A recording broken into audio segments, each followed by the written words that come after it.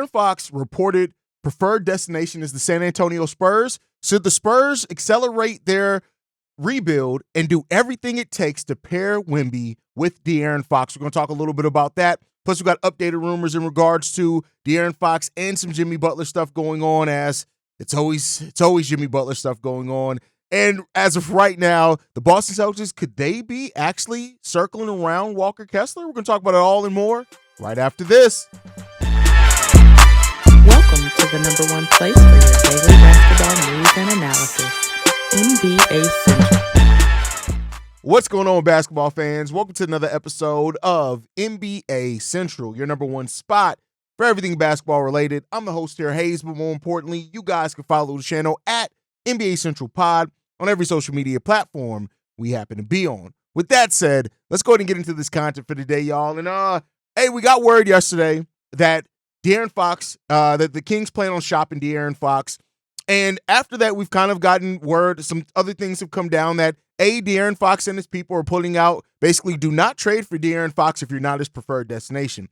Reportedly, De'Aaron Fox will not sign an extension. He will not re-sign with the team if it's not his preferred destination.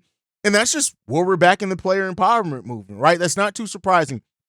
The thing that sucks about all this is just how that this has all come crumbling down for Kings fans, right? Like, Kings fans, you talk about just a year ago, like the light, the beam was like their thing, right? And to see that all come crashing down, Mike Brown getting fired, they did that without, consulting on De'Aaron Fox, then turn around and De'Aaron Fox shouldered most of the blame for that. And now you find yourself in a situation where De'Aaron Fox is now reportedly asking out, and his preferred destination, this one comes from Shams, is reportedly the San Antonio Spurs. Now, this, to me, is not only the perfect place and situation that it would come down to, is that this makes a lot of sense for both sides. So reportedly right now that De'Aaron Fox, his preferred destination is the San Antonio Spurs, and that the Kings are open to trading De'Aaron Fox there. And what they're prioritizing right now are win now players and draft picks from the Spurs. And the Spurs technically got both. Of course, with the Sacramento Kings having DeMar DeRozan, right? Having Domantas Sabonis, they are smart to want win now players and then get some draft picks back for a talented young player that they drafted there and that they developed there. So if they're going to send him back or send him to San Antonio, right, to pair him with Wemby, De'Aaron Fox with Victor Wembanyama, that's something that I would love to see. And the Spurs have more than enough draft compensation and players that fit that bill to get it done. They have 4 first-round picks in the 2025 draft, including their own, and another one that's completely unprotected. They got one that's protected, top 10 to the Chicago Bulls, and another pick on top of that. They got two first-round picks that are not protected in 2026 and 27, and they have 2 picks in 2028. And one of them is Boston Celtics pick, and the other one is protected just by the number 1 overall pick. The Spurs got the picks to get it done. Then when you look at the players on top of that, right? Jalen Johnson, do you like that? They can get that done, right? Devin Vassell, that's another player that's definitely a win-now player. That's another one to get done. So the Spurs have some things to make this trade happen and get done. And the thing is that I was of the mind that the Spurs didn't need to make a trade, to force a trade, I should say, that they were already ahead of their place of where they should be with Wemby, that they didn't have to necessarily rush it. They can come to natural conclusions, things like that when it came down to it. But if a player like De'Aaron Fox wants to come to you and he's basically telling his team, this is where I want to go to, I'm going to cause problems, and you're probably going to get less if you send me to any other team because I'm going to make sure those teams know I'm not signing a contract extension with them. Listen, that's De'Aaron Fox using the power that he holds and doing so in a way that's like, okay, like, I mean, it sucks that this all came crashing down the way that it did. Like I said, for Spurs fans to watch that team go the way that it went the last couple of years before this year, coming into this year with expectations, and to see that just slowly start crashing down. And even though that the Kings have been playing better as of yet since firing Mike Brown, it's just really unfortunate that, for the Kings fans. But I tell you what, the Spurs have a chance to benefit from this. DeAaron Fox has a chance to go pair with a lob threat. I don't think he's ever played with a lob threat like Wemby is, on top of what Wemby means defensively and all those type of things. DeAaron Fox is a player that put in a lot of work to turn into a better defender. Put in a lot of work for that. And while the Kings sit right now at 10th in the Western Conference, listen, I understand it from their point too. They want win now players, and that makes a lot of sense for them. Now, the thing is, with the Spurs, we know that they have the picks. They have players that are doing pretty damn good that can make some sense and be considered win now players, right?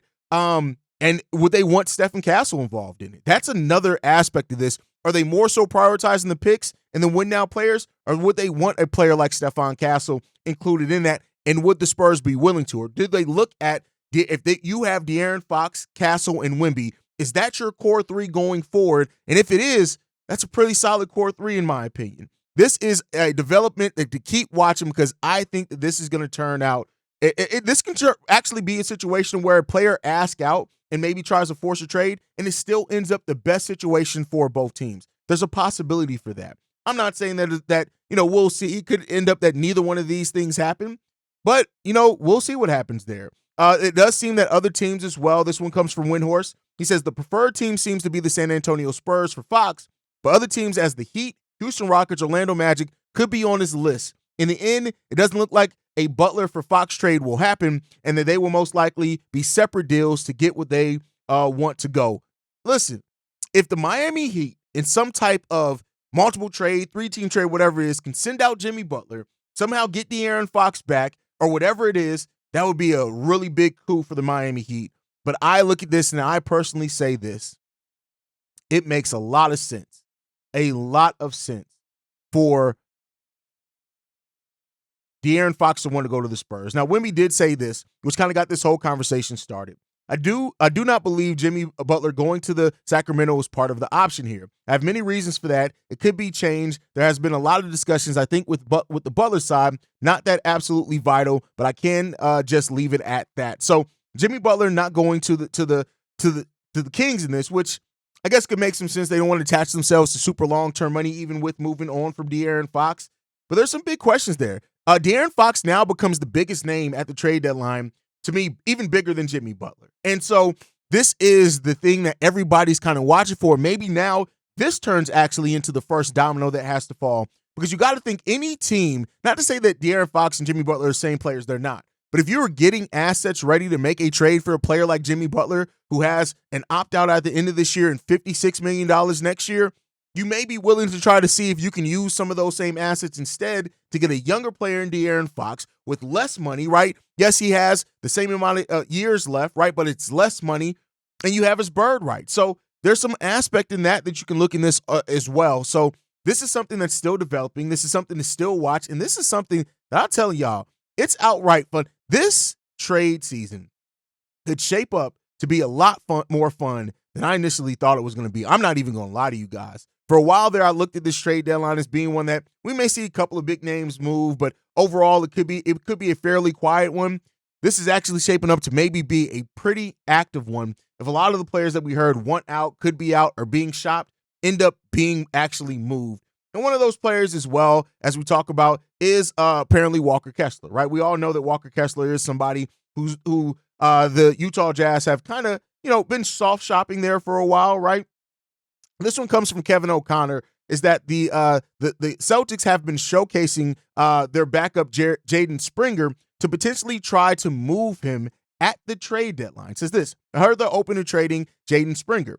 He's been playing lately. I'd imagine that they're trying to feature him to increase his value. He's a very good defender, hitting some threes for Boston, some clutch threes. I do look to flip Jaden for a big. I think that Daron Sharp is interesting. If they package 2 firsts with Springer to the Jazz for Walker Kessler, I'd be interested in that type of package as well.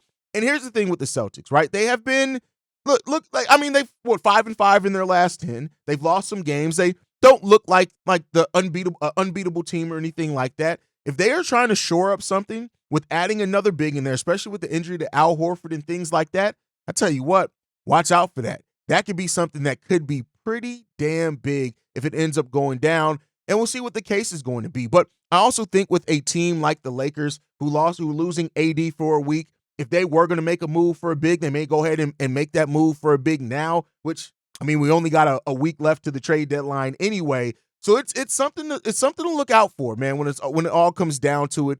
I think ultimately as well, when you're looking at this trade deadline, I mean, there are a lot of players, man. There are a lot of players that you can look at and think that may be available. Jaden Springer is one of those guys. Of course, with the Nets, you got Day'Ron Sharpe, Cam Johnson, Cam Thomas. You got with the Charlotte Hornets, Josh Okogie, Vasily Micic are names that could be moved out there as well. My Chicago Bulls, Vooch, Torrey Craig, Lonzo Ball. These are names that have all been mentioned as well. Cleveland Cavaliers. I think the Cavs seem pretty set there, right? And then when you look at the Dallas Mavericks, I think, of course, you've heard the Daniel Gafford thing, maybe Maxi Kleber, but he got injured, so that's probably not going to happen. But there are some teams out here that got some players that could be on the move and could be on the go. And we'll see what that's going to come down to, man. But let me know what you guys think on all that down below. How active do you think this trade deadline is really going to be for these teams? Or do you think it's a lot of noise right now?